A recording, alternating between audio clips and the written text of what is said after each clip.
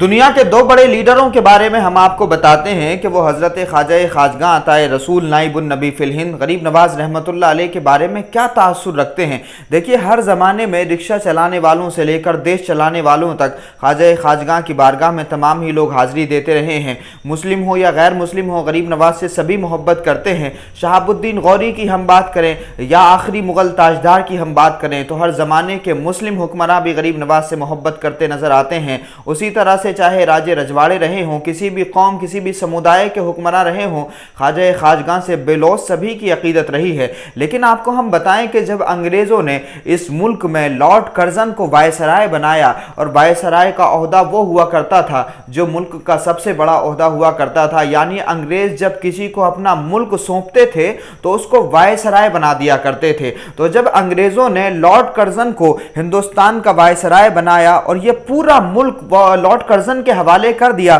تو 1902 میں خواجہ خواجگاں عطائے رسول نائب النبی فی الہند حضرت خواجہ معین الدین چشتی اجمیری رحمۃ اللہ علیہ کی بارگاہ میں لارڈ کرزن نے حاضری دی، یعنی اس ملک کے وائسرائے نے حاضری دی، انگریزوں کے اس حکمراں نے حاضری دی۔ آپ دیکھیے کہ انگریزوں کا ایک مزاج ہے کہ جب کسی شہر میں جاتے ہیں تو اس شہر کے بارے میں جانتے ہیں، جب کسی بارگاہ میں جاتے ہیں تو اس کے بارے میں سنتے بھی ہیں، جانتے بھی ہیں، پڑھنے کی بھی کوشش کرتے ہیں۔ ہندوستان کے بارے میں لارڈ کرزن نے بہت کچھ سن رکھا تھا، بہت کچھ پڑھ رکھا تھا۔ اسی طرح سے غریب نواز کے بارے میں بھی بہت کچھ سن رکھا تھا، بہت کچھ پڑھ رکھا تھا۔ لیکن جب وہ خواجہ خواجگاں عطائے رسول نائب النبی فی الہند حضرت خواجہ معین الدین چشتی رحمۃ اللہ علیہ کی بارگاہ میں حاضر ہوا تو اس نے اس ملک کے الگ الگ حصوں میں الگ الگ جگہوں پر جاتی واد کا ایک نظام دیکھا تھا، اس نے انسانوں میں تفریق دیکھی تھی، اس نے انٹچیبلٹی کو دیکھا تھا، اس نے چھوا چھوت کو دیکھا تھا۔ لیکن جب وہ خواجہ خواجگاں غریب نواز رحمۃ اللہ علیہ کی بارگاہ میں حاضر ہوا تو اس کو یہ نظر آیا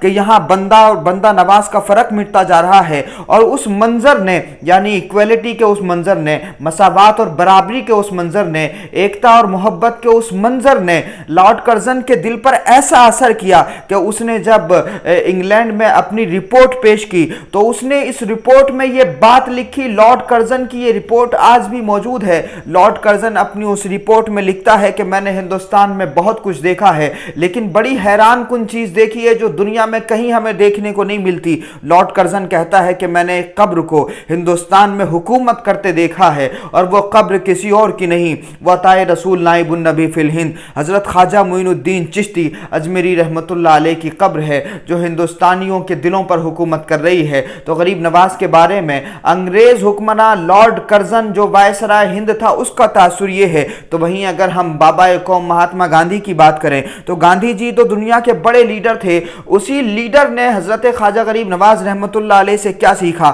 آپ جانتے ہوں گے کہ عدم تشدد یعنی اہنسا وادی طریقے سے